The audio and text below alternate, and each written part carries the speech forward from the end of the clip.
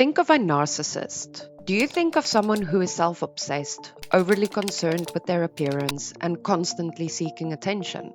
While elements of this stereotype are true, when it comes to the insidious and manipulative behavior of the narcissist, there's a lot more going on. So, dealing with a narcissist, whether it's a romantic partner, roommate, or family member, it can be very challenging. Learning all you can about narcissistic traits and understanding some of the ways to deal with them can help you cope. Now, let's dive in.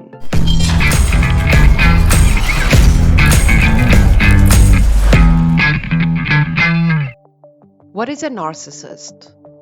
It is someone with an inflated image of themselves.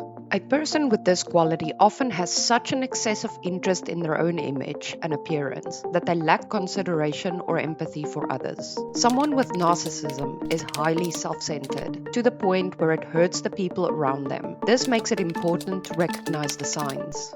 Narcissism exists on a spectrum. Some people might possess high levels of narcissistic traits, or engage in narcissistic behavior frequently. In other cases, people may have a condition known as narcissistic personality disorder, which can exhibit more extreme behaviors. In short, it's someone who believes they're better than everyone else. You're so demanding, self-centered and narcissistic. And not. Recognizing the signs. A lot of us put ourselves first or focus on our own needs to a certain degree, but narcissists engage in a self-centered behaviors much more often and hurtful. This can be confusing, painful, and damaging to you who deal with them. Your first steps in how to deal with it is to recognize the signs. People with narcissism are so focused on themselves that they struggle to empathize with you. In other words, a lack of empathy. They have an inflated sense of self and are preoccupied with their own importance. They usually exaggerate any accomplishments, often to cover up their insecurity and weak sense of self. This is called self-aggrandizing and having little regard for your feelings and your needs. Just know they won't apologize for hurting you, ever, unless it benefits them in some way. You know, like securing their self-esteem and devaluing you. They will lash out against even the slightest criticism. Let's call this overreacting. Rather than accepting responsibility for their own mistakes, they will blame you. You might feel like you are being lied to, manipulated, or mistreated. It often seems like they will say and do anything to get what they want and what they think they deserve. Sometimes these characteristics are easy to recognize, but covert narcissism is more difficult to detect. The covert narcissist also has the same traits as mentioned before, but their narcissistic behaviors are difficult to spot. Dealing with them.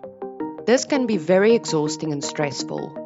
It can make it difficult to be comfortable in your own home or workplace and can be detrimental to your mental well-being. Finding ways to cope is important. Understanding what makes narcissists tick and exploring some key coping strategies can help you manage your relationship with the narcissist while preserving your own mental health. So, don't take their behavior personally. Understand that the person you are dealing with may have narcissistic personality disorder. Experts don't fully understand what causes this, but it is often linked to genetics, childhood abuse, trauma, personality, and upbringing. They can't change their behavior on their own and might not be able to recognize that there is, in fact, a problem. They need professional help, but they rarely seek it. Even if you encourage them to talk to a therapist, they will likely resist or respond negatively. The problem is, even if you know that this behavior such as manipulation and a lack of regard isn't really about you, these behaviors tend to feel like personal attacks. Remind yourself that it's not. Also, you are not to blame for their actions, and you didn't do anything to cause this. Encourage them to get help, but remember, you are not responsible for supporting them or fixing their mistakes. Anyways, establishing boundaries are things that you are willing and not willing to accept in a relationship. They are non-negotiable limits that tell others what counts as acceptable and tolerable behavior. For instance, you might make it clear that you won't accept behaviors such as rudeness or name-calling when you are communicating with one another. If they engage in this type of behavior, the conversation will end. Creating firm boundaries isn't an effort to change the other person. Instead, these limits clarify that certain behaviors will not be tolerated.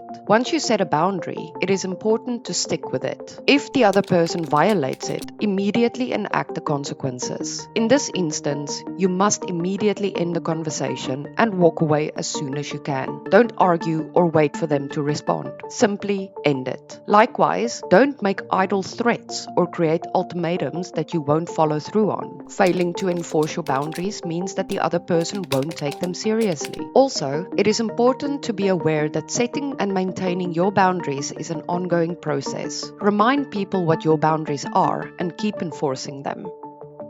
You may have noticed a behavior known as gaslighting. People who engage in this type of manipulation deny reality in a way that causes you to doubt yourself and your experiences. For more information on gaslighting, go check out my video which explains this in depth. Anyways, dealing with gaslighting isn't easy, particularly when it is your word against theirs. One way to cope is to keep records of events by writing them down, keeping a paper trail that corroborate your experiences, or enlisting others to witness your conversations. This is particularly important in the workplace, where a competitive narcissist might accuse you of bad or incompetent behavior to curry favor with co-workers and bosses. When they do try to gaslight you, make it clear that you know what they're doing and you won't tolerate it. Again, create a boundary. A narcissist often undermines others to boost their sense of self. This can be particularly damaging when the person is always running you down in subtle and non-subtle ways. The workplace is especially vulnerable to this kind of behavior. To help ensure that you have the mental strength to cope, make sure that your self-esteem remains healthy, even in the face of challenges. Keep an assertive attitude. Narcissists gravitate toward people who enable their antics. However, remember that people with low self-esteem, weak boundaries,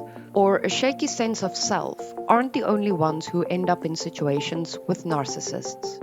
You understandably might be drawn to what seems like confidence and charisma at the beginning of a relationship, but later recognize these traits as narcissism the more you get to know the person. Keeping your self-esteem high and keeping an assertive stance, even if the narcissist tries to manipulate and undercut you, can help you navigate the more interpersonally harmful behaviors. Have you ever dealt with a narcissist before? Leave a comment and tell us how you dealt with this type of person.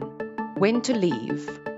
Toxic relationships can have a serious detrimental impact on your mental well-being. If being around a narcissist is causing you distress and making it difficult to function normally, consider ending the relationship. This might mean leaving the situation altogether. If the situation has turned abusive or otherwise dangerous, seek help as soon as possible. Don't expect the narcissist to change on their own. The cycle of abuse or love bombing is likely to continue until the narcissist gets the help they need. In conclusion, living with a narcissist isn't easy. It can be exhausting and difficult, but there are things that you can do to stay strong, supported, and mentally healthy. Remember that you're not the problem and don't take their behaviors personally. Create strong boundaries, protect your self-esteem, and seek out healthy relationships with people who understand what you're going through. Finally, remember that you don't have to wait for a relationship to become toxic to end it. Oftentimes, getting out of the situation is the best thing that you can do for your own mental well-being.